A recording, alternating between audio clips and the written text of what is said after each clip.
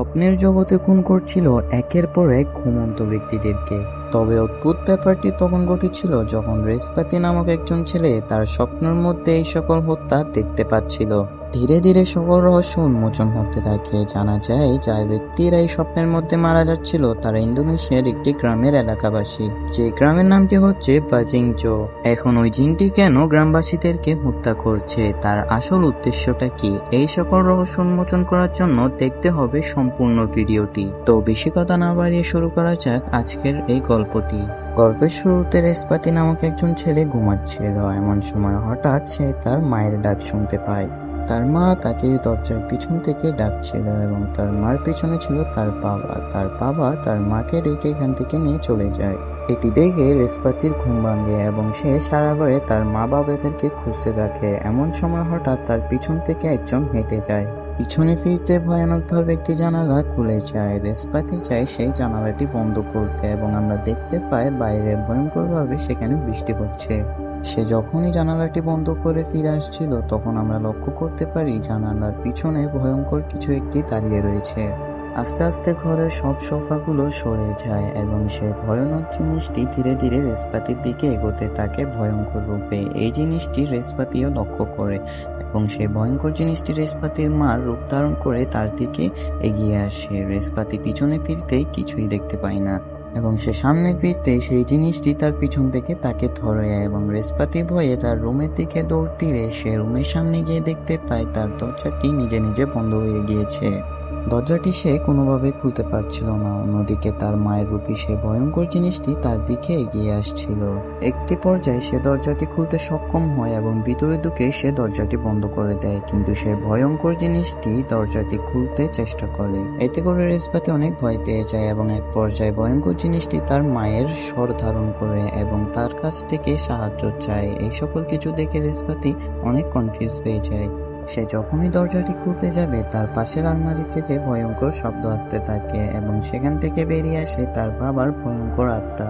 সে তখনই ভয় পেয়ে তার ঘর থেকে বেরিয়ে আসে এবং সে বের হতে সে চলে যায় একটি হাইওয়ের মধ্যে, যেখানে দেখানো হয় একটি গাড়ির অ্যাক্সিডেন্ট হয়েছে এবং যার ভিতরে রয়েছে রেসপাতির বাবা মা, অর্থাৎ কোনো এক সময় তার বাবা মা এরকম অ্যাক্সিডেন্টে মারা গিয়েছিল। এমন সময় আরেকটি রেসপাতি এসে বর্তমান রেসপাতির গলা চিপে ধরে এবং তাকে বলতে থাকে সে কেন এই অ্যাক্সিডেন্টের মধ্যে তার বাবা মার সাথে মারা যায়নি। এরপর হঠাৎ করে রেসপাতির ঘুম ভাঙে এবং আমরা বুঝতে পারি তার বাবা মার এরকম অস্বাভাবিক মৃত্যুতে সে অনেক আঘাত পেয়েছে। তখন থেকে রেসপাতির রাত এরকম ভয়ঙ্কর স্বপ্নে কাটত। রেসপাতি তার দাদার সঙ্গে থাকতো। একদিন সে পরিপাটি হয়ে স্কুলের উদ্দেশ্যে রওনা দিচ্ছিল। তখন তার দাদা নিউজ দেখছিল, যেখানে দেখাচ্ছিল একজন মহিলার মৃত লাশ পাওয়া গিয়েছে। কিছুদিন যাবৎ শহরের মধ্যে এরকম লাশ পাওয়া যাচ্ছিল, মানুষ ঘুমের মধ্যেই মারা যাচ্ছিল। এরপর দেখানো হয় রেসপাতি স্কুলের উদ্দেশ্যে একটি বাসে উঠে এবং এরপর কিছুক্ষণ সময়ের জন্য তার চোখ লেগে যায়। এরপর হঠাৎ করে সে চোখ মেলতে ভয়ে চোখ বন্ধ করে ফেলে। এরপর আমরা দেখতে পাই সে চোখ মেলতে দেখেছিল তার বাবা মার মৃত লাশ, যারা কিনা তখনও তার কাছ থেকে সাহায্য চাচ্ছিল। এরকম স্বপ্ন সে প্রায়শই দেখত। স্বপ্নের ভয়ে সে ঠিক মতো ঘুমাতেও পারত না। এরকম ভাবে একদিন ক্লাসের মধ্যে সে ভয়ঙ্কর স্বপ্নে ঘুম থেকে উঠে পড়ে। তার এই ভয়ঙ্কর স্বপ্নের ব্যাপারে তার বেস্ট ফ্রেন্ড শুধু তীর্থা জানতো। বলতে গেলে তীর্থা এক পর্যায়ের দুষ্টু প্রকৃতির ছেলে ছিল। এখানে দেখানো হয় সে একটি মেয়েকে তার বয়ফ্রেন্ড চিট করছে এটি দেখিয়ে তার কাছ থেকে টাকা নেয়। অন্যদের কাছে দুষ্টু প্রকৃতির হলেও সে তিস্তার জন্য ছিল একটি পরিবারের মতো। সে তিস্তার এই ভয়ঙ্কর স্বপ্নের কারণে চিন্তিত থাকতো। সে এটাও বের করেছিল যে যারা মারা যাচ্ছিল তারা একদিন আগে তাদের মৃত প্রিয় মানুষকে স্বপ্নে দেখেছিল, অর্থাৎ মৃত মানুষকে স্বপ্নে দেখলেই তারা মারা যাচ্ছিল। তাই তো সে রেসপাতিকে নিয়ে এত চিন্তিত, কারণ সে তো তার মা বাবাকে প্রতিনিয়তই স্বপ্নে দেখছে। এমন সময় ক্লাসের মধ্যে ক্লাস টিচার প্রবেশ করে একজন নতুন স্টুডেন্টের সাথে। সে নিজের পরিচয় দেয়। সে তার নাম বলে লেনি। লেনি জাকার্তা থেকে এসেছে এবং সেই স্কুলে এই ক্লাসে ভর্তি হয়েছে। কিন্তু অদ্ভুত ব্যাপার হচ্ছে লেনি এক দৃষ্টিতে রেসপাতির দিকে তাকিয়েছিল যখন থেকেই সে ক্লাসে প্রবেশ করেছে। ব্যাপারটি রেসপাতিও লক্ষ্য করেছিল, তার সাথে তিস্তাও এই ব্যাপারটি লক্ষ্য করেছিল। সেই মেয়েটি যখন বেঞ্চে গিয়ে বসে তখনও সে রেসপাতির দিকে তাকিয়েছিল। ঘটনাটির পর তীর্থা সেই মেয়েটির ব্যাপারে খবর বের করেছিল। আগের স্কুলে সেই মেয়েটিকে বের করে দিয়েছিল। কারণ সে ক্লাসের মধ্যে বেশিরভাগ সময় পজেসড হয়ে যেত, যার কারণে সেই ক্লাসে উপস্থিত সকল স্টুডেন্টের পড়ালেখায় ব্যাঘাত ঘটত। তাই তেরতা ইস্পাতিকে সাবধান করে সেই মেয়েটির থেকে দূরে থাকতে। ওই দিন ক্লাসরুম থেকে বের হওয়ার সময় ইস্পাতিকে তার দাদা ফোন করে। কল ধরতেই তার দাদা তাকে দ্রুত হসপিটালে আসতে বলে, কারণ আজকে তাদের ডাক্তারের অ্যাপয়েন্টমেন্ট ছিল। অ্যাপয়েন্টমেন্টের কথা শুনতেই ইস্পাতি চিন্তিত হয়ে পড়ে এবং সে বাসের মধ্যে বেহুশ হয়ে যায়। ফলে আমরা বুঝতে পারি ইস্পাতি ডাক্তারের কাছে আসা একেবারে পছন্দ করতো না। ডাক্তার যে ছিল সাইকোলজিস্ট, সে ইস্পাতিকে কোনো ওষুধ দিত না, বরঞ্চ থেরাপির মাধ্যমে তার ওই ভয়ঙ্কর চিন্তা ভাবনাগুলোকে দূর করার চেষ্টা করত। ডাক্তার বেশিরভাগ সময় তার মৃত মা বাবা সম্পর্কে জিজ্ঞাসা করতো, এই অ্যাক্সিডেন্ট সম্পর্কে জিজ্ঞাসা করতো, কিন্তু ইস্পাতি এ ব্যাপারে কোনো কথাই বলতে ইচ্ছুক ছিল না। ডাক্তার তার মা বাবা সম্পর্কে জিজ্ঞাসা করলে সে একটি জবাব দেয়, ডাক্তার যেন তার ওষুধের ডোজ বাড়িয়ে দেয়। এই কথার কারণে তার দাদা তার উপর অনেক রাগ করে এবং ঘরে ফেরার পর তারা দুজনের মধ্যে অনেক কথা কাটাকাটি হয়। এই কথা কাটাকাটির মাধ্যমে তার দাদার ঠিক করা নতুন কাজের ছেলেটি আসে সেখানে, যার নাম ছিল আব্দুল। আব্দুল এখানে প্রথমবারের মতো ইস্পাতির সাথে পরিচিত হয়। এরপর সে যখন ঘুমাতে যাচ্ছিল তখন তার দাদা তার দিকে এগিয়ে আসে এবং তাকে একটি তেল দেয় এবং তিনি জানান যদি ডাক্তারের ওষুধে কাজ না হয় তাহলে ঘুমানোর আগে এই তেলটি ব্যবহার করতে। সেই রাতে ইস্পাতি ওষুধ খাওয়ার পরেও তার কোনোভাবেই ঘুম আসছিল না। এর পরের দিন অ্যাসেম্বলির মধ্যে স্কুলে সে তার ঘুম আটকে রাখতে পারছিল না। চোখ বন্ধ হতেই সে তার মৃত বাবা মার লাশ দেখতে পায়, যারা কিনা সকল স্টুডেন্টদের মাঝে ভাসছিল। তার বাবা মা তার দিকে ভয়ঙ্কর দৃষ্টিতে তাকাচ্ছিল। এসব থেকে ইস্পাতি একেবারে ভয় পেয়ে যায়। এমন সময় তার হাত ধরে লেনি তাকে বলে সে যেন জোরে জোরে নিঃশ্বাস নেয়। তার কথা শুনে ইস্পাতি জোরে জোরে নিঃশ্বাস নিতে শুরু করে। এক পর্যায়ে সবকিছু স্বাভাবিক হয়ে যায়, কিন্তু সে চোখ খুলতেই দেখে লেনি তো তার পাশে নেই। ওই দিন সে যখন স্কুলের ওয়াশরুমে ছিল তখন লেনি তার সাথে কথা বলতে আসে এবং লেনি তার কাছ থেকে জিজ্ঞাসা করে সে সকল জিনিস কতদিন যাবত দেখছে। তখন ইস্পাতি অনেক অবাক হয়ে যায় এবং সে লেনির কাছ থেকে জিজ্ঞাসা করে সে যা যা দেখে লেনিও কি তা দেখে নাকি, এবং লেনি সেখানে কোনো কিছুরই জবাব দেয় না। সে শুধু বলে ইস্পাতির সাথে অদ্ভুত কিছু আছে। ওই দিন ইস্পাতি বাসায় ফেরার পথে তার অনেক ঘুম পায়, কিন্তু সে ঘুমায় না। তার পাশের ব্যক্তিটি ঘুমে তার উপর ডলে পড়ে। ইস্পাতি যখন সেই ব্যক্তিকে জাগাতে যায় তখন সেই ব্যক্তি জাগে না। যখন ইস্পাতি তার মাথার উপর হাত দেয় সম্পূর্ণ পরিবেশ পাল্টে যায়। সম্পূর্ণ পরিবেশ সেখানে অন্ধকার হয়ে যায় এবং বাসের সবাই অদ্ভুতভাবে ঘুমিয়ে পড়ে। সে লক্ষ্য করে বাসের এক কোনায় হসপিটালের একটি রুম রয়েছে। ইস্পাতি সেখানে যেতেই লক্ষ্য করে একটি মেয়ে বেডের মধ্যে শুয়ে রয়েছে এবং সেই মেয়েটির লাশের পাশে তার বাবা মা কান্না করছে এবং সেই মেয়ের বাবা ছিল তার কাঁধে মাথা রাখা সেই মানুষটি, যার নাম ছিল বাতিন। পরে ইস্পাতি তার মাথা থেকে হাত সরাতেই সবকিছু স্বাভাবিক হয়ে যায়। দিনের বেলায় ঘুম আসলেও প্রতি রাতের মতো ওই রাতেও তার ঘুম আসে না। এর ফলে সে তার দাদার দেওয়া সেই তেলটি ব্যবহার করে। সেটি লাগিয়ে ইস্পাতি শুয়ে পড়তেই তার ঘুম চলে আসে এবং এরপর কিছু সময় পর সেখানে লক্ষ্য করা যায় তখন বাজে রাত 12টা। ওই সময় ইস্পাতির সম্পূর্ণ শরীরের মধ্যে পাতা ছড়তে থাকে। এরপর ইস্পাতির ঘুম ভাঙলে সে দেখতে পায় সে তো তার রুমের মধ্যেই নেই। সে লক্ষ্য করে সে কোনো এক অদ্ভুত জায়গায় চলে এসেছে। প্রথমে সে চিন্তা করেছিল এটি তার স্বপ্ন, পরবর্তীতে সে বুঝতে পারে এটি স্বপ্ন নয়, সে বাস্তবে এক অদ্ভুত জায়গায় চলে এসেছে। পাশে থাকা একটি গাছ থেকে অদ্ভুত শব্দ আসছিল। তখন ইস্পাতি সেই গাছটির পাশে গিয়ে সে একেবারেই ভয় পেয়ে যায়, কারণ সেখানে শিকড়ের সাথে বাঁধা ছিল একজন ব্যক্তি। সেই মানুষটি অদ্ভুতভাবে সেখান থেকে শিকড় থেকে ছাড়িয়ে দাঁড়িয়ে পড়ে। এটি দেখে ইস্পাতি পিছনে পড়ে যায় এবং তার পাশে চলে আসে একজন বৃদ্ধ মহিলা এবং মহিলাটি তার থেকে জিজ্ঞাসা করে সে এখানে কি করছে। তখন মহিলাটি বলে তার এখানে আসাটি উচিত হয়নি। এরপর ইস্পাতি জিজ্ঞাসা করে এটি কোন জায়গায়। এরপর একটি রহস্যময় দরজা দেখা যায় যেখান থেকে অদ্ভুতভাবে আলো আসছিল এবং একটি মহিলা সেখানে দাঁড়িয়ে ঘুম পাড়ানি গান গাচ্ছিল। লোকটি ওই দরজার দিকে হাঁটতে থাকে এবং এরপর ইস্পাতি তাকে চিনে ফেলে সে হচ্ছে বাসে থাকা ওই ব্যক্তিটি, কারণ বাতিন তার মেয়েকে সেখানে দেখছিল। এরপর সেই বৃদ্ধ মহিলাটি ইস্পাতিনকে বলে সে তার আসল দুনিয়ায় চলে যাওয়ার জন্য, কিন্তু ইস্পাতিন জানে না সে কিভাবে তার আসল দুনিয়ায় চলে যাবে। এই কথা বলতেই সে বৃদ্ধ মহিলাটি তার ঘাড়ের মধ্যে ছুরির আঘাত করে এবং সেই মহিলাটি সেখানেই মারা যায়। অন্যদিকে বাতিন আস্তে আস্তে সেই রহস্যময় দরজার দিকে চলে যায়। যেখানে তার মেয়ে ছিল না, ছিল সেই ভয়ঙ্কর জিনিসটি, যে জিনিসটি বাতিনকে ধরে ভিতরে ঢুকিয়ে ফেলে। এরপর ভিতর থেকে শুধু তার চিৎকারের আওয়াজ আসতে থাকে। এই সকল কিছু দেখে বাতিন অনেক ভয় পেয়ে যায় এবং এলোপাতাড়ি দৌড়াতে শুরু করে। দৌড়াতে দৌড়াতে সে একটি গাছের টুকরোর উপর গিয়ে পড়ে এবং সে স্বপ্নের দুনিয়ায় মারা যায়। এরপর সে বাস্তব দুনিয়ায় ঘুম থেকে উঠে। এরকম স্বপ্ন সে আগে কখনো দেখেনি। এরপর সে তৈরি হয়ে স্কুলের উদ্দেশ্যে আবারও রওনা দেয় এবং দেখে তার দাদা আবারও সেই খবর দেখছে। খবরে বাতির সম্পর্কে বলা হচ্ছিল সে গতকাল রাত্রে সম্পূর্ণ সুস্থ অবস্থায় মারা গিয়েছিল। এসপাতি এসব দেখে একেবারে অবাক হয়ে যায় এবং সে সেই কারণে স্কুলে গিয়ে ক্লাস করতে পারে না।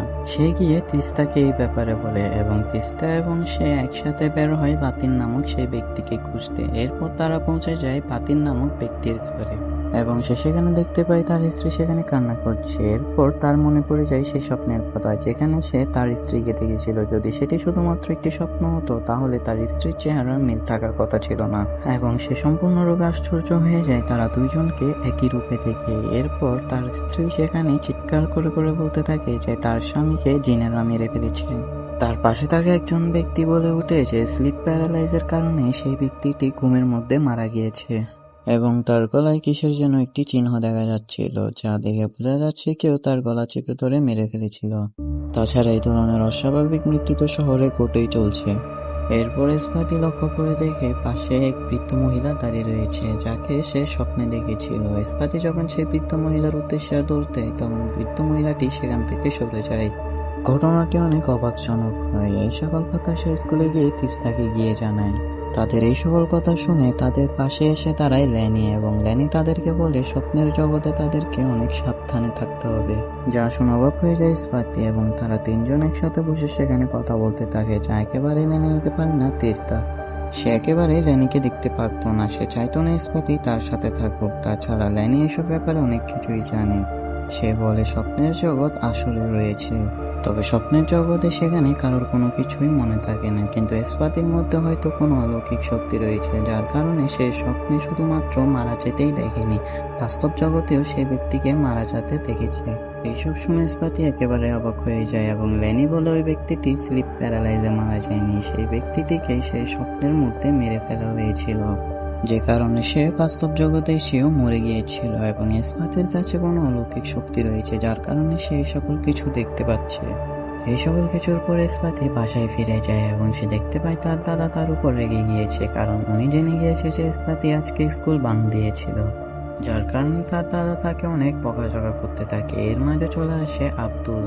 এই পরিস্থিতি দেখে সে আবারও সেখান থেকে চলে যায় এবং এসপাতিও তার দাদার কথায় কান্না দিয়ে তার রুমে চলে যায়। এর দিন রাত্রে আব্দুল চলে আসে এসপাতির সাথে কথা বলতে তার দাদা এবং এসপাতির ব্যাপারে, কিন্তু আব্দুল এই ব্যাপারে সংকোচ করলে এসপাতি তাকে পারমিশন দেয়। পারমিশন পেয়ে আব্দুল একটু বেশি ফ্রাঙ্কি হয়ে যায় এবং কথা বলার মাঝখানে সে যখন এটি বুঝতে পারে সে দ্রুত সেখান থেকে চলে যায়। যাওয়ার আগে সে এসপাতিকে বলে এই তেলটি তার দাদাকে আব্দুলই দিয়েছিল এবং সে এসপাতির কাছ থেকে জিজ্ঞাসা করে এই তেলটি কাজ করেছে কিনা। তখন এসপাতি তাকে জানায় অন্যান্য ওষুধের তুলনায় এই তেলটি তাকে ভালোই ফলাফল দিয়েছে।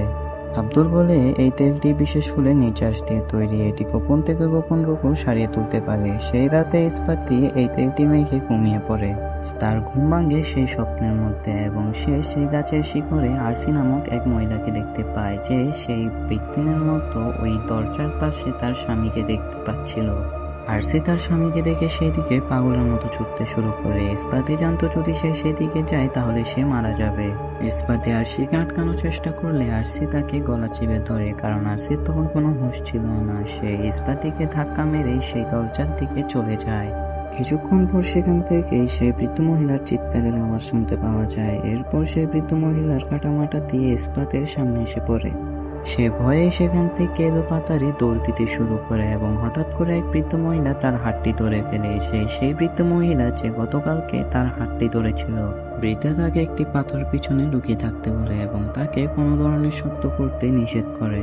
ওই শক্তি সেখান থেকে চলে যাওয়ার পর বৃদ্ধটি বলে এসপাতি পারবে তাদেরকে এখান থেকে রক্ষা করতে।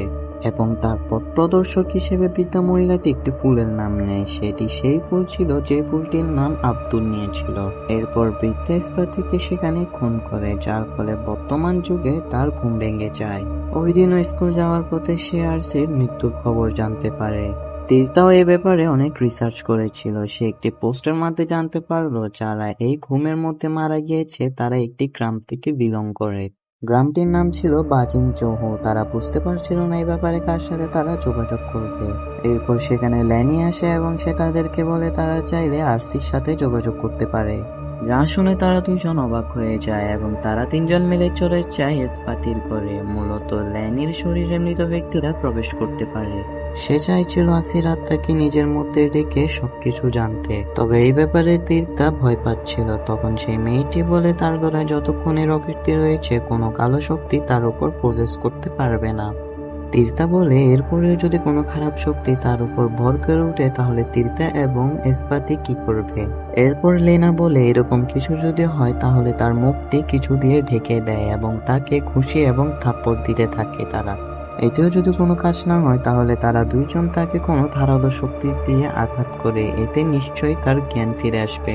এগুলো শুনে তিস্তা আরো ভয় পেয়ে যায়। সেই ধরনের কোনো রিচুয়াল করতে চাচ্ছিল না। ইস্পাতি বলে এই রিচুয়ালটি তার জন্য অনেক গুরুত্বপূর্ণ, তাই তিস্তা যাতে এতে কোনো ব্যাঘাত ঘটাতে না পারে তাই ইস্পাতি তাকে ঘর থেকে বাইরে তাড়াতে বলে। তারা দুইজন রুমের মধ্যে রিচুয়ালটি শুরু করে। একটু পরে ল্যানির মধ্যে আসির আত্মা প্রবেশ করে। বাস্তবে সেখানে ল্যানিকে দেখা গেলেও আয়নার মধ্যে দেখা যাচ্ছে আরসি সেখানে বসে রয়েছে। এবার সাহস করে ইস্পাতি তার সাথে কথা বলার জন্য তার কাছে এগিয়ে যায়। ইস্পাতি বলে মুস্তিকাকে খুঁজে বের করার জন্য একমাত্র মুস্তিকাই জানতে পারে কিভাবে সুকমাকে মারতে হবে। এইসবের কিছুই ইস্পাতি বুঝতে পারছিল না। তখন আরসি তাকে একটি জায়গার কথা বলে যেখানে গেলে সে মুস্তিকাকে খুঁজে পাবে। মুস্তিকার শরীরে একটি বিশেষ ফুলের ঘ্রাণ বের হয়, যে ফুলের নাম ওই বৃদ্ধ মহিলাটি তাকে স্বপ্নের মাঝে বলেছিল। এর মধ্যে ল্যানির কি যেন হয়ে যায়। তখন সেখানে খুব জোরালো ভাবে বাতাস প্রবাহ হতে শুরু করে। সবকিছু উলট পালট হতে থাকে। ওখানে সকল বস্তু উপরে উঠে ধারাম করে নিচে পড়ে যায়।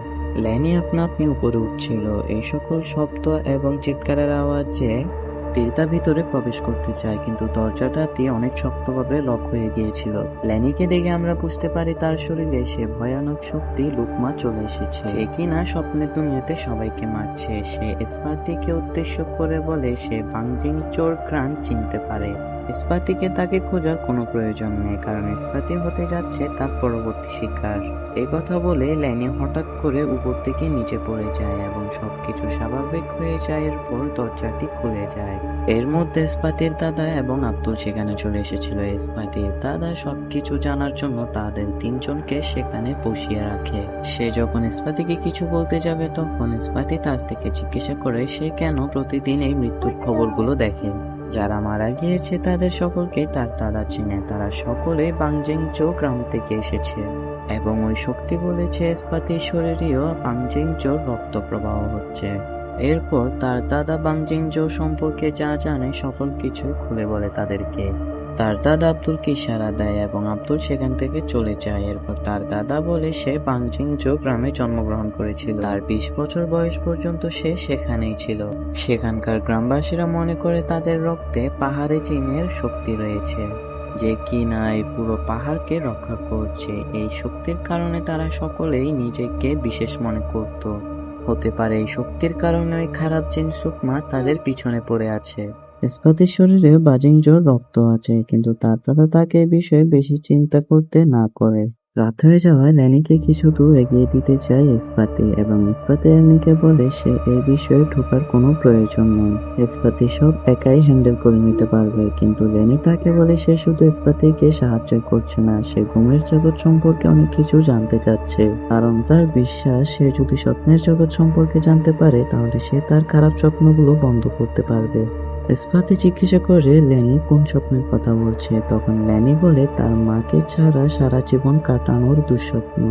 এতে করে ইস্পাতি বুঝতে পারে ল্যানিও তার বাবা মাকে হারিয়েছে। এখন দৃশ্য চলে যায় পরদিন সকালে। তিস্তা এখনো খুঁজে বের করতে পারেনি আরসির আত্মা কোন মুস্তাকের কথা বলেছে। শেষমেশ তারা এক মুস্তিকার খবর পায় যে কিনা নদীর পাড়ে সেই ফুলটি বিক্রি করে। স্কুল ছুটির পর তারা গ্রামবাসীদের সাহায্য নিয়ে চলে যায় মুস্তিকার ঘরে। সেখানে অনেকবার টোকা দেওয়ার পরেও কেউ দরজা খোলে না। এসপাতে হাত দিয়ে দেখতে পায় দরজাটি খোলা। সে ভিতরে দেখতে অবাক হয়ে যায়। সেখানকার সরঞ্জাম দেখে মনে হচ্ছে সেখানে কেউ কালো জাদু করে। এরপর সামনে সে মুস্তিকাকে দেখতে পায়। এই বৃদ্ধা আর কেউ নয়, তার স্বপ্নে দেখা সেই বৃদ্ধ মহিলাটি ছিল, যে কিনা তাকে বাস্তব জগতে ফিরতে সাহায্য করত। সেই বৃদ্ধ মহিলাকে বাস্তবে দেখে সে সেখানেই বেহুশ হয়ে যায়। তার জ্ঞান ফেরে তার মায়ের ডাকে। সে স্বপ্নে তার বাবা মাকে দেখতে পায়। খুশিতে সে তাদেরকে জড়িয়ে ধরে এবং তার বাবা তাকে বলে সময় এসেছে বাড়ি ফেরার।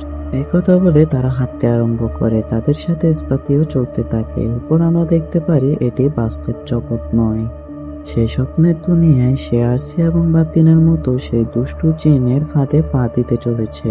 এরপর পিছন থেকে ডাক দিয়ে হুঁশ ফিরে মুস্তিকায়। সে সামনে ফিরতে দেখে এখন সেই জিনটি তার আসল রূপে এসেছে এবং সরাসরি তার উপর হামলা করেছে। সময় পেতে ইস্পাতি ধারালো একটি জিনিস দিয়ে নিজের উপর আঘাত করে বসে। এরপর সে বাস্তব দুনিয়ায় চলে আসে এবং চোখ মেলতেই সে তার দাদা মুস্তিকা এবং লাইনাকে দেখতে পায়। মুস্তিকাকে প্রথমে দেখে সে ভয় পেয়ে যায়। এরপর মুস্তিকা তাকে সবকিছু একেবারে খুলে বলে, অর্থাৎ বাজিঞ্চ গ্রামে সুকমার কথা। সুকমা সেই গ্রামে মন্দির দিয়ে রোগীদের সেবা করত।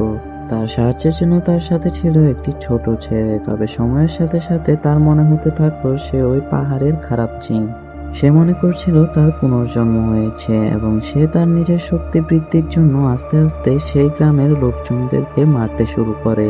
সে কালো জাদুর মাধ্যমে নিজের শক্তি বাড়ানোর চেষ্টা করছিল, যা খুব শীঘ্রই গ্রামবাসীরা জেনে যায়। তাকে ধরে নিয়ে গিয়ে গ্রামের বাইরের একটি ঘরে আটকে রাখা হয়। কয়েক সপ্তাহ পর গিয়ে দেখা যায় সে সেখানে মারা গিয়েছে। গ্রামবাসীদের সাহসে কুলায় না তাকে দাফন করার। তবে আশ্চর্যের বিষয় হলো কিছুদিন পর তার লাশটি আর পাওয়া যাচ্ছিল না। কোথায় গিয়েছিল, কে নিয়েছিল, এ ব্যাপারে কেউই জানতো না।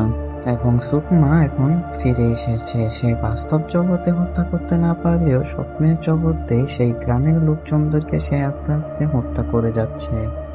হতে পারে এতে করে সে সেই শক্তি পেতে পারে যাতে বেঁচে থাকতে পায়নি।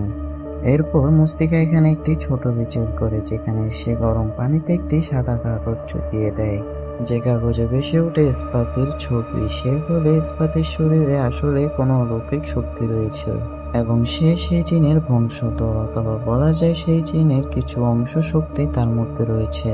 এ কারণে সেই পারবে সুকমাকে হত্যা করতে, কারণ তার জন্ম হয়েছিল বছরের প্রথম দিনে, যার ভবিষ্যৎবাণী মুস্তিকা ছোটবেলা থেকেই শুনে এসেছে। তবে সুকমাকে মারার জন্য তার থেকে যেতে হবে স্বপ্নের দুনিয়ায়। সেখানে গিয়ে সে সুকমাকে মারতে পারবে। এটি শুনে ইস্পাতের দাদা চমকে যায় এবং সে বলে এই জিনিসটি কখনোই হতে দিতে পারে না। সে তার একমাত্র বংশধরকে হারাতে পারবে না। এটি শুনে ইস্পাতি দুই টানে পড়ে যায়। পরদিন স্কুলে যখন সে সকল ব্যাপারে চিন্তা করতে থাকে, তখন তার সাথে কথা বলতে আসে ল্যানি। ল্যানি তার ঘটনা তাকে খুলে বলে। সে বলে সে ছোটবেলা থেকে কিছু শব্দ শুনতে পেত। জাপানিজ ভাষায় ওই শব্দগুলো তাকে বিভিন্ন ধরনের ক্ষতি থেকে রক্ষা করত। সে মনে করতে আওয়াজগুলো শুনে সে পাগল হয়ে যাবে। সে আস্তে আস্তে আওয়াজগুলোকে ইগনোর করা শুরু করত। তার মতে এই আওয়াজগুলো কোনো সাধারণ আওয়াজ ছিল না, ছিল জিনের আওয়াজ, যেটা সে বুঝতে পারে না। এবং ঠিক ওই রাতেও সে আওয়াজগুলো তাকে সতর্ক করেছিল এই বিপদ থেকে রক্ষা করার জন্য। আর ওই রাতে তার মায়ের খুন হয়, যার আফসোস তার এখনো পর্যন্ত রয়ে গিয়েছে। সে এখনো পর্যন্ত নিজেকে মাফ করতে পারেনি ওই আওয়াজগুলোকে ইগনোর করার জন্য। তাই সে চায় না ইস্পাতের জীবনেও এরকম কোনো আফসোস থাকুক। তাই সে ইস্পাতিকে বলে এই ধরনের সুযোগ যেন সে হাতছাড়া না করে, এবং ল্যানি তাকে সম্পূর্ণরূপে সাহায্য করবে। এরপরে ইস্পাতি সিদ্ধান্ত নিয়ে নেয় সুকমার হাত থেকে বাজিঞ্জ গ্রামের সকলকে সে রক্ষা করবে। তাই সেদিনই তারা তিনজন চলে যায় মুস্তাকির কাছে। মুস্তাকি এটি থেকে খুশি হয় যে ইস্পাতি অন্যান্যদেরকে সাহায্য করার জন্য সে এখানে এসেছে। সে জানায় ইস্পাতির একাই শক্তি যথেষ্ট না ওই শক্তির সাথে লড়াই করার জন্য। তার থেকে নিজের সম্পূর্ণ শক্তি আনলক করতে হবে এবং সে স্বপ্নের দুনিয়ায় গিয়ে তার ইচ্ছে মতো সব করতে পারবে। তার জন্য তাদের থেকে একটি রিচুয়াল ফলো করতে হবে। এর জন্য একজন মানুষকে দরকার যার স্বপ্নের জগতে যাবে ইস্পাতে, কিন্তু সেই মানুষটির জীবনের ঝুঁকি থাকবে। এই কথা শোনার পরে এক কথায় রাজি হয়ে যায় ল্যানি। এরপর শুরু হয় রিচুয়াল। ল্যানি ঘুমিয়ে পড়ে এবং অন্যদিকে ইস্পাতি শুরু হয় ল্যানির স্বপ্নে প্রবেশের জন্য। রিচুয়ালের মাধ্যমে পানিতে ডুব দিয়ে ইস্পাতি চলে যায় ল্যানির স্বপ্নে। সেখানে প্রবেশ করে সে দেখে ল্যানি একটি অন্ধকার রুমে দাঁড়িয়ে রয়েছে, কারণ ল্যানি তার ভয়ঙ্কর স্বপ্নে প্রবেশ করতে ভয় পাচ্ছিল। ইস্পাতি বলে সে ল্যানির সাথে রয়েছে এবং সে তার খারাপ স্বপ্নকে ভালো স্বপ্নে রূপান্তর করে দিবে। এই কথা বলে তারা স্বপ্নে প্রবেশ করে এবং তারা সেই দিনে চলে যায় যে দিন ল্যানির মাকে হত্যা করা হয়েছিল। তাদের সামনে পড়েছিল ল্যানির মায়ের লাশ। এরপর ইস্তাকির মনে পড়ে যায় মুস্তাকির বলা সেই কথা, ইস্তাকি স্বপ্নে চাইলে যে কোনো জিনিস পরিবর্তন করতে পারবে। এরপর সে তার চোখ বন্ধ করে শক্তির সাহায্যে সম্পূর্ণ ঘটনাটিকে পরিবর্তন করে দেয়, যার ফলে স্বপ্নে চিন্তাকারীরা ল্যানির মাকে মারার পূর্বে সেখানকার এলাকাবাসীরা তাদেরকে মারতে শুরু করে। এতে করে ল্যানির মা বেঁচে যায় এবং ল্যানি দৌড়ে গিয়ে তার মাকে জড়িয়ে ধরে। এতে করে ইস্পাতি অনেক খুশি হয়। বাস্তব জগতে ল্যানির মাকে বাঁচাতে না পারলেও স্বপ্নে বাঁচিয়ে সে ল্যানির কিছুটা হলেও সাহায্য করেছে। ল্যানিও যেন তার বুকের বোঝা কমাতে পেরে শান্তি পায়, কিন্তু এই রিচুয়াল চলাকালীন ইস্পাতির দাদা তাকে বারবার কল করতে থাকে। তাই দ্রুত রিচুয়াল শেষ করে তারা বাড়ি ফিরে যায় এবং একা থেকে যায় মুস্তিকা। সে যখন রিচুয়ালে সবকিছু ঠিক করছিল তখন তার অনুভূতি হয় তার বাড়িতে কারোর উপস্থিতি রয়েছে। আমরা সত্যিই সেখানে একজনকে দেখতে পাই যে কিনা মুস্তিকার গলায় ছুরি আঘাত করে তাকে সেখানে হত্যা করে ফেলে।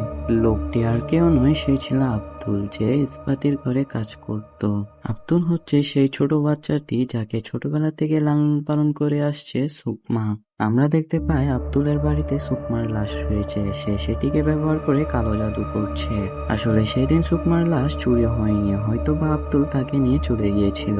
এই ব্যাপারে ইস্পাতির পরিবার কোনো কিছুই জানে না। পরদিন সকালে তিস্তা ইস্পাতিকে জানায় মুস্তাকিকে কে যেন হত্যা করে ফেলেছে। তারা এটা জেনে অবাক হয় মুস্তিকাকে কোনো স্বপ্নে মারা হয়নি, তাকে বাস্তব জগতে হত্যা করা হয়েছে। লুকমাকে কালো জাদুর কাজে সাহায্য করত। তিস্তা ধারণা করে ফেলেছিল যে সেই ছোট বাচ্চাটি মুস্তাকিকে মেরে ফেলেছে, যে কিনা ছোটবেলা থেকেই। এরপর আমরা দেখতে পাই পিছন থেকে লেনির অবস্থা অনেক খারাপ হয়ে যাচ্ছে এবং তার গলায় থাকা সেই সুরক্ষা লকেটটিও ঝরে পড়ে গিয়েছে। এরপর সে অদ্ভুতভাবে বাজিংচো গ্রামে সেই কুম্পারানি গানটি গেতে থাকে, যার ফলে সকল ক্লাসমেট সেখানে ভয় পেয়ে যায়। এরপর তার মাথাটি উঁচু হয়ে তার চোখ দুটি যখন একেবারে সাদা হয়ে যায় তখন কিছু স্টুডেন্ট ভয়ে বেরিয়ে যায় স্যারকে ডাকার জন্য। এমন সময় সকল দরজা সেখানে বন্ধ হয়ে যায় এবং ল্যানি তার মাথাটিকে বারবার টেবিলের সাথে আছাড় মারতে থাকে। কিছু স্টুডেন্ট তাকে আটকানোর চেষ্টা করে। ইস্পাতি বুঝতে পারে ল্যানির শরীরে ঢুকেছে সুকমার আত্মা। এরপর সে সুকমাকে বেরিয়ে যেতে বলে। সুকমা তাকে বলে সে এক শর্তেই বেরিয়ে যাবে, যদি ইস্পাতি তার কাছে ধরা দেয়। ইস্পাতি না বলতে ল্যানির শরীরে থাকা সেই সুকমার আত্মা তার গলা চেপে ধরে। এই মুহূর্তে যেই তাকে সাহায্য করতে যাচ্ছে ল্যানি তাকে মেরে দূরে পাঠিয়ে দিচ্ছে। এক পর্যায়ে সকল স্টুডেন্ট মিলে ল্যানিকে একটি চেয়ারের সাথে বেঁধে রাখে। এরপর ইস্পাতির মনে পড়ে যায় ল্যানি এই সময় তাকে কি করতে বলেছিলেন। এরপর সে ল্যানির মাথার উপর একটি সাদা কাপড় দিয়ে দেয়, কিন্তু এতে কোনো লাভ হয় না। উল্টো সেখানে থাকা সকল কাগজপত্র উঠতে থাকে এবং ল্যানিও তার চেয়ারটির সাথে উপরে উঠতে থাকে।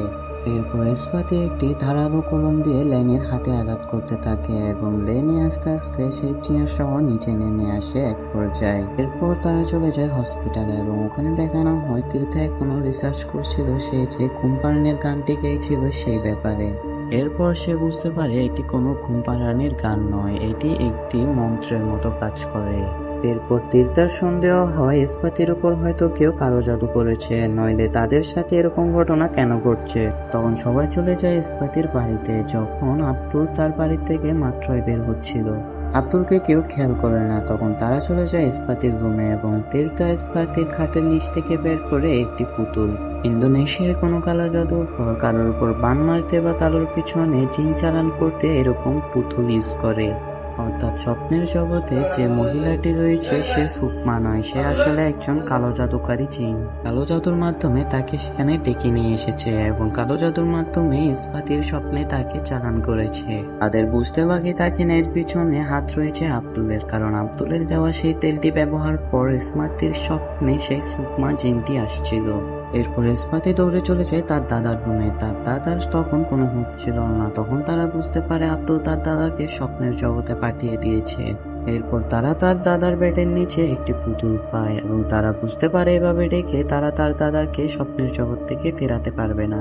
এরপর ইস্পাতি তার দাদার মুখ স্পর্শ করে তার স্বপ্নে প্রবেশ করার চেষ্টা করে এবং সে সত্যি সত্যি তার দাদার স্বপ্নে চলে যায়। সে দেখতে পায় তার দাদাকে বন্দি করে রেখেছে সেই জিন এবং তার প্রধান লক্ষ্য হচ্ছে ইস্পাতি, কারণ ইস্পাতি স্বপ্নের জগতে যা ইচ্ছা তাই করতে পারে। জিনটি ইস্পাতির শক্তি পেলে যা ইচ্ছা তাই করতে পারবে, ফলে জিনটি বলে সে তার দাদাকে ছেড়ে দিবে যদি ইস্পাতি নিজে গিয়ে তার কাছে ধরা দেয়। তবে ইস্পাতি এখানে তার সম্পূর্ণ শক্তি ব্যবহার করতে পারত। সে তার শক্তির সাহায্যে কাচের শিকল দিয়ে লুকমাকে সেখানে আটকে ফেলে। এরপর সে তার শক্তি দিয়ে তার দাদাকে টেনে আনে এবং তারা দুজন একসাথে সেখান থেকে পালাতে শুরু করে। এমন সময় জিনটি নিজেকে ছাড়িয়ে আসল রূপে চলে আসে এবং সে পিছু করতে থাকে ইস্পাতি এবং তার দাদার। এক পর্যায়ে জিনটি ইস্পাতির উপর হামলা করে বসে এবং তার দাদা উঠে একটি শিকল সেই জিনটির ভিতরে ঢুকিয়ে দেয়। তবে এখানে ইস্পাতি একটি ভুল করে বসে, সে সেই শিকলটি নিজের শরীরের মধ্যেও ঢুকিয়ে ফেলে, যার কারণে সে আসল জগতে চলে আসে, কিন্তু তার দাদা থেকে যায় সেই স্বপ্নের জগতে। এরপর সে আবারও তার দাদার স্বপ্নে প্রবেশ করার চেষ্টা করলে সেটি আর সম্ভব হয় না। এরপর তিতা লক্ষ্য করতে পারে তার দাদার গলায় একই চিহ্ন রয়েছে, যে চিহ্নগুলো ঘুমন্ত ব্যক্তিরা মৃত যাওয়ার সময় তৈরি হয়েছিল। তবে তার দাদা এখনো মারা যায়নি, তাই তাকে হসপিটালে নিয়ে যাওয়া হয় এবং ইস্পাতি তখনও বিশ্বাস করতে পারছিল না তার একটি ভুলের কারণে তার দাদা এখন মারা যেতে বসেছে। তার দাদা তখন কোমায় চলে যায়। জীবনের এই ভয়ঙ্কর পর্যায়ে এসে ইস্পাতি লিনাকে সেই কথাটি শেয়ার করতে রাজি হয় যে কথাটি সে মনেও করতে চাইতো না, অর্থাৎ তার বাবা মার মৃত্যুর কথা। তার বাবা মার মৃত্যুর কারণ সে নিজেকে দায়ী করত। যেদিন তার বাবা মা মারা যাচ্ছিল সেদিন তার বাবার গাড়িতে সমস্যা দেখা দিয়েছিল, তাই তার বাবা তাকে বলে তার সাথে যাওয়ার জন্য, কিন্তু সেদিন তার ভালো না লাগার কারণে সে তার বাবা মায়ের সাথে বাহিরে যায় না। পথের মাঝে তাদের গাড়ি নষ্ট হয়ে যায় এবং তারা কোনো সাহায্য পায় না। এরই মাঝে কিছু ছিনতাইকারী তাদের বাবা মাকে সেখানে হত্যা করে ফেলে।